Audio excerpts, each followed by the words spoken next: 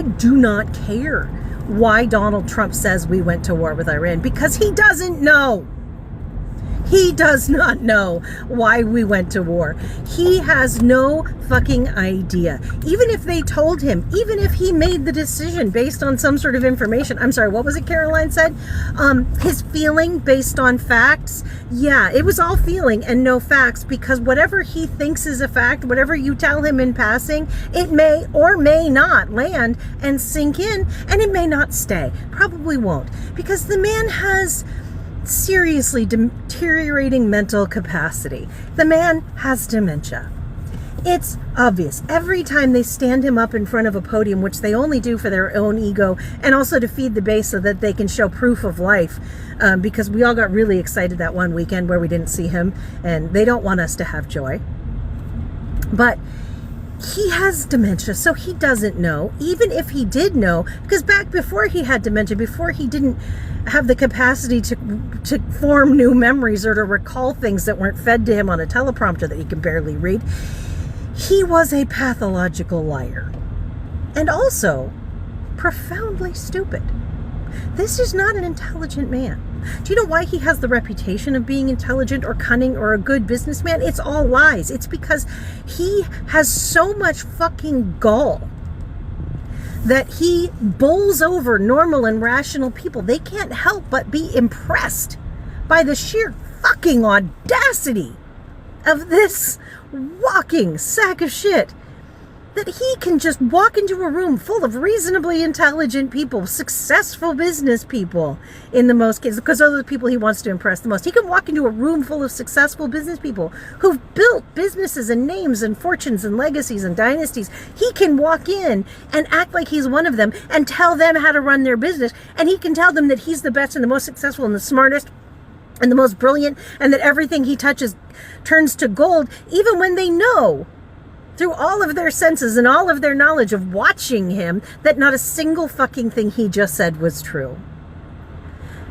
They are bowled over, rational, normal thinking people who get through their life on a set of facts and impressions from the surrounding world and expect certain things to just be truthful. They are completely, it's like a tsunami of lies and bullshit. And the most impressive part, the thing they can't help but be like, damn, is the audacity with which he delivers it.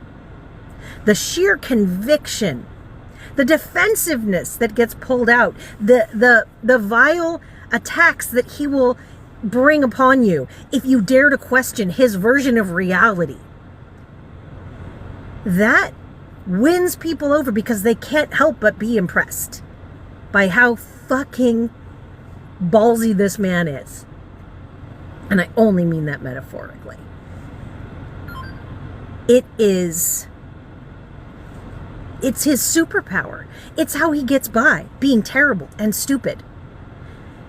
He wanted to have social standing because here's the thing.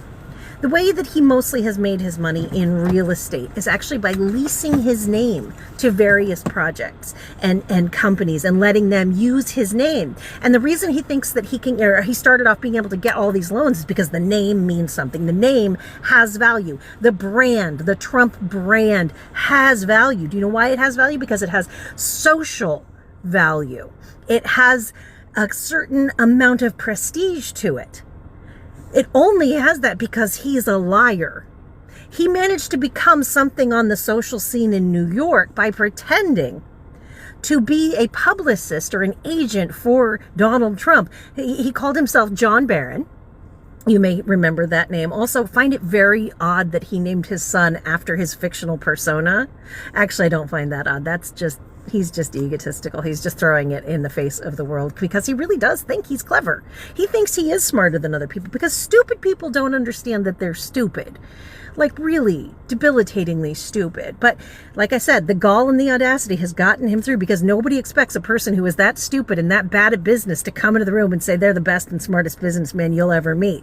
Right? It throws you off balance, and then while you're off balance, he can come in with the attack. But anyway, he would pretend to be this man, John Barron, and he would call into radio programs, and he would call into gossip magazines, and he would call up into, socialites and gossips and newspapers and whatnot, and spread rumors and stories as if He would state it as if billionaire or millionaire socialite, eligible bachelor Donald Trump, who I'm sure you've all heard of, is dating such and such model, is going to be at such and such event. He's single, ladies. He's so eligible. He's so successful. And so it was rumor.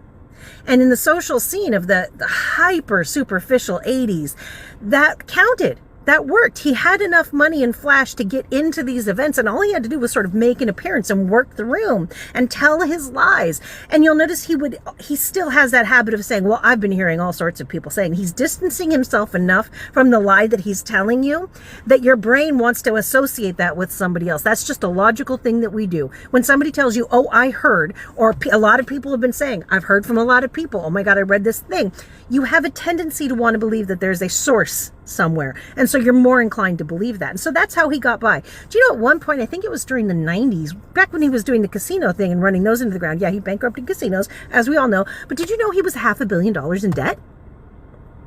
That's how bad at business this man is. I have this article saved somewhere where they did this whole profile piece on him and how he was so far into debt that it was astronomical. It was impressive. In the 90s, he was so far into debt, but they were following around because he was still self-aggrandizing with this whole publicity and trying to get as many people as he could to give him press, because any press is good press. If your name is known, then your name has some value.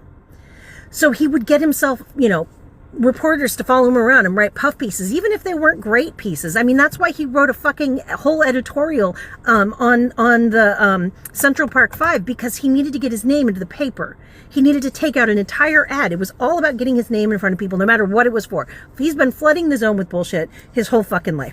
So, yeah, so it is weird, though. He was in that much debt. How did he dig himself out? It was not through hard work. It was not through actually building his brand step by step by making good business decisions, because he was still making terrible business decisions. He was getting sued left, right, and center by employees, by lawyers that he had hired to fight other lawsuits, by workers that he had refused to pay. He was bringing in immigrant labor from overseas and then taking their passports like human trafficker and then not paying them and then having them deported and whatnot. So he had a lot of legal troubles as well. And so he has a bunch of legal troubles. He's not paying any of his bills. The work that he's having done is not up to code and not up to standard. Laborers aren't getting paid. His lawyers aren't getting paid. He's $500 million into debt. And all of a sudden, the way he gets out of that is because mostly Russian banks, according to his own son and biographers, Russian banks wanted to bail him out.